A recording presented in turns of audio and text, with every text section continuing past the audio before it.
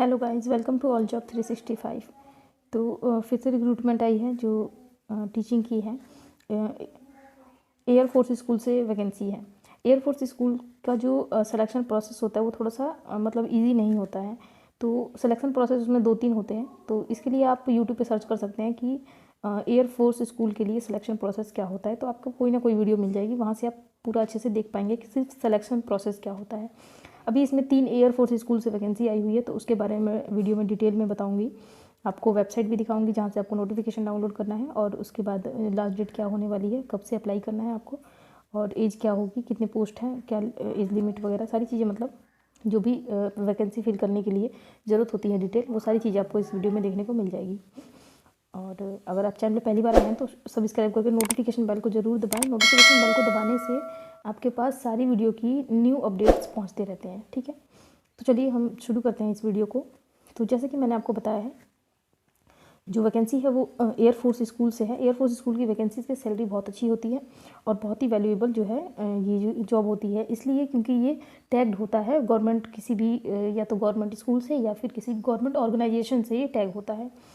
तो देखिए यहाँ पे recruitment for teaching and non teaching staff दोनों ही के लिए, टीचिंग के लिए भी है और नॉन टीचिंग के लिए भी है। यहाँ पे at 3 Delhi base air force school, ये दिल्ली बेस एयरफोर्स स्कूल है, लेकिन है कहाँ पे लोकेशन ये आपको आगे वीडियो में पता चलेगा। यहाँ पे एप्लीकेशन का दिया हुआ है फ्रॉम, मतलब ये 28 नवंबर से ही स्टार्ट हो चुका है। तो सॉरी, ये वीडियो आपके पास लेट जा रहा है क्योंकि ये इन्फॉर्मेशन मेरे पास लेट आया है, इसलिए। तो ये 28 नवंबर से स्टार्ट हो चुका है और 15 दिसंबर तक इसकी लास्ट डेट है। तो अभी आज जब मैं वीडियो बना रही हूँ, आज 12 तारीख है, तो आज से अगर आपको ये वीडियो मिल जाता है, अगर आपने चैनल को सब्सक्राइब करके नोटिफिकेशन बेल को दबा रखे हैं, तो आपके पास तुरंत ही नोटिफिकेशन पहुँच जाता है इसका। तो चलिए यहाँ देखते हैं, लास्ट डेट हो गया। अब यहाँ पे देखते हैं venue, submission of application. Venue क्या होने वाला है, तो air force Bal Bharati school, Lodhi road, new Delhi. तो न्यू दिल्ली से ये वैकेंसी है, गेट नंबर 1 के पास। कॉस्ट ऑफ एप्लीकेशन, तो एप्लीकेशन के लिए आपका जो चार्ज लगने वाला है वो है 300 फॉर ईच पोस्ट। सभी पोस्ट के लिए, अगर आपने 2-3 पोस्ट के लिए एक साथ अप्लाई कर रहे हैं तो दोनों तीनों पोस्ट के लिए अलग अलग 300 रुपये आपको देना पड़ेगा। To be paid through demand draft के थ्रू ही ये जो है लिया जाएगा, जो आपका जो ये चार्ज है। चलिए आगे देख लेते हैं। ये यहाँ पे कुछ वेबसाइट दी हुई है, इन वेबसाइट पे आपको मिल जाएगा ये नोटिफिकेशन, तो इसको हम लास्ट में देखेंगे। तो आप लास्ट तक वीडियो को देखें, तभी आपको पता चलेगा सारी चीज़ें। तो चलिए अभी हम चलते हैं कि देख लेते हैं क्या क्या पोस्ट है यहाँ पे। तो एज, पहले तो यहाँ पे एज दिया गया है। कैलकुलेशन ऑफ एज जो होगा वो आपका 15 दिसंबर 2023 से कैलकुलेशन एज का किया जाएगा। Date of uploading of list and eligible candidate, written test वगैरह, ये जो टेस्ट का भी दिया गया है कि कब तक आपका हो जाएगा, तो 29 तारीख तक आपका जो है टेस्ट वगैरह ये लोग ले लेंगे। अब आगे देखते हैं date of written test. Written test का डेट वगैरह भी यहाँ पे दे दिया गया है, जो यहाँ पे PGT, PRT, TGT, non teaching वगैरह सबके लिए, ठीक है। चलिए हम नीचे चलते हैं स्क्रॉल डाउन करके और देखते हैं कि हम इसकी क्वालिफिकेशन वगैरह कहाँ पे दी गई है। तो ये देखिए, पहली जो है यहाँ पे पीजीटी बायो के लिए है, तो इसका हम पहले चेक कर लेते हैं।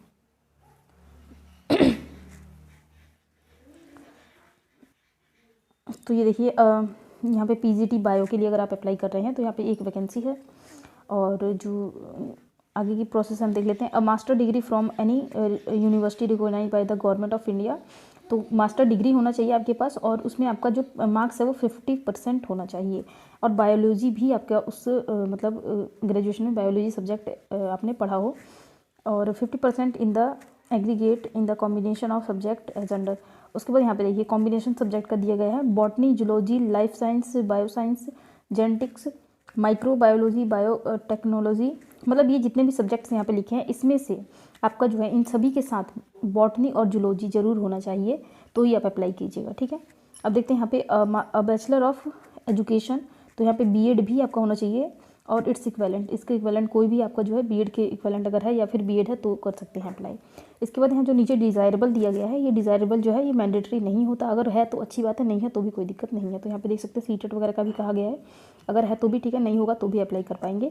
उसके बाद यहाँ पे दिया गया ability to read and write a communication in Hindi, तो हो तो भी ठीक है। और इसके बाद यहाँ कंप्यूटर नॉलेज वगैरह ये सब चीज़ें दी गई हैं। चलिए आगे चलते हैं। हम यहाँ पे पीजीटी इंग्लिश के लिए है, तो पीजीटी इंग्लिश की देख लेते हैं हम। Master degree from any university recognised by the, तो यहाँ पे मास्टर डिग्री इसमें भी चाहिए आपका 50% मार्क्स के साथ, और आपका इंग्लिश जो है एज ए सब्जेक्ट आपका ग्रेजुएशन में होना चाहिए। अब बैचलर ऑफ एजुकेशन, और यहाँ पे बीएड भी होनी चाहिए। दो चीज़ें यहाँ पे, डिज़ायरेबल जो होता है वो ज़रूरी नहीं होता है तो आप इसका सारे का सर्टिफिकेट लेकर के जा सकते हैं। चलिए आगे देखते हैं। टीजीटी यहाँ पे इंग्लिश के लिए है, तो टीजीटी इंग्लिश में master degree of bachelor degree from any university, तो मास्टर और बैचलर दोनों होना चाहिए आपका, और 50% मार्क्स के साथ, और साथ में आपका इंग्लिश एज अ सब्जेक्ट होना चाहिए।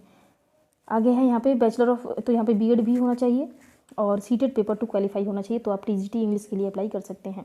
2 वैकेंसी है यहाँ पे, देखिए जैसे कि यहाँ पे दिया गया 2 वैकेंसी।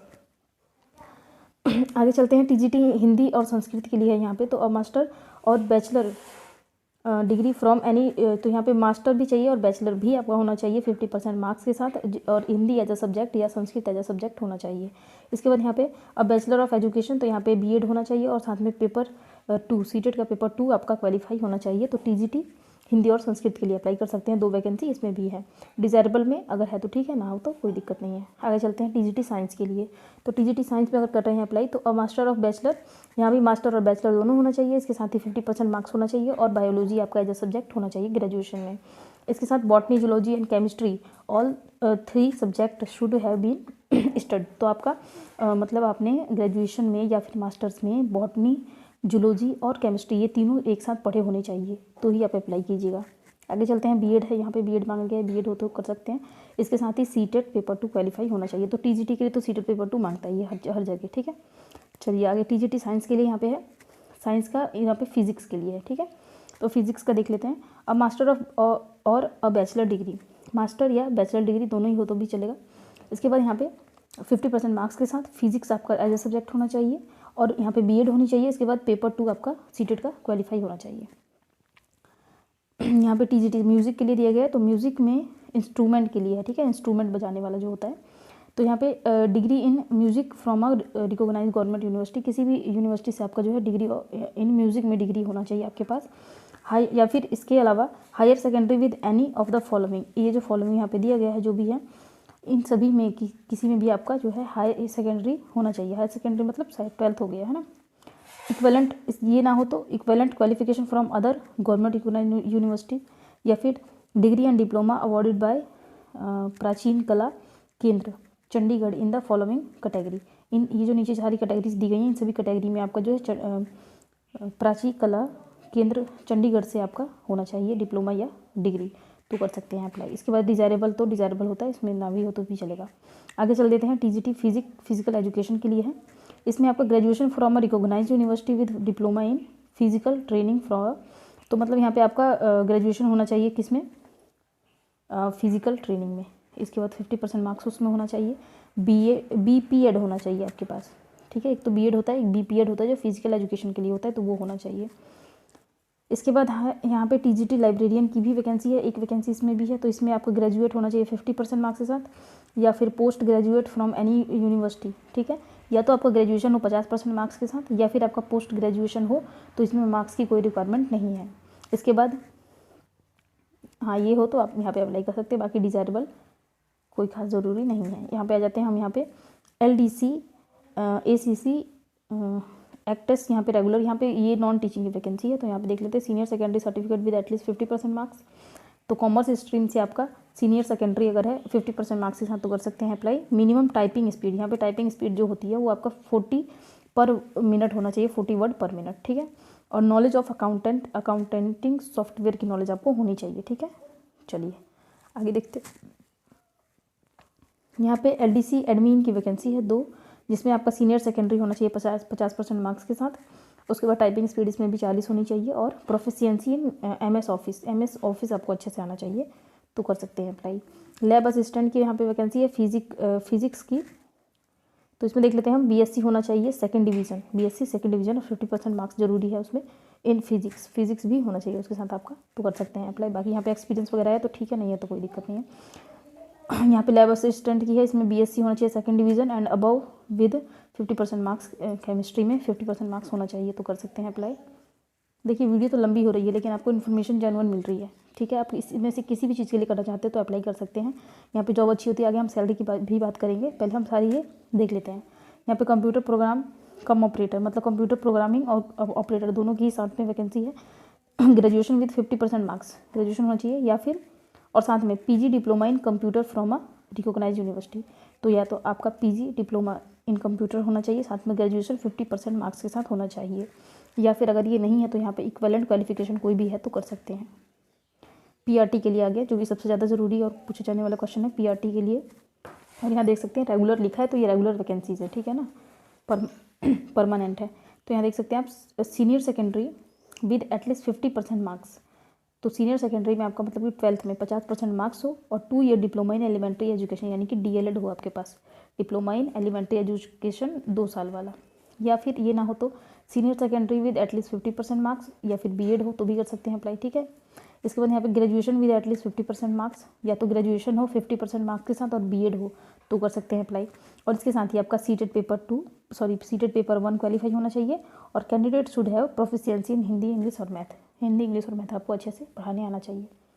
इसके बाद यहाँ पे एक competency to teach English medium में पढ़ाना होना चाहिए, कि आजकल तो हर एक प्राइवेट किसी भी स्कूल में आप जा रहे हैं तो इंग्लिश मीडियम तो मैंडेटरी है। चलिए आगे यहाँ पे देख लेते हैं, पे स्केल वगैरह दिए गए, इसको हम अच्छे से चेकआउट कर लेते हैं।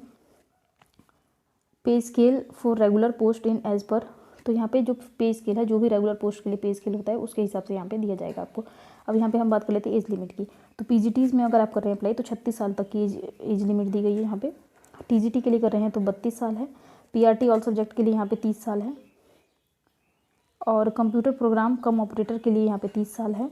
लैब असिस्टेंट के लिए 27 साल है। और एलडीसी इसके लिए कर रहे हैं आप तो 27 साल है। तो ये एज लिमिट है। इसके अलावा जो रिलैक्सेशन है वो उसके भी यहाँ पे दिया जाता है, जैसे भी रिलैक्सेशन होता है।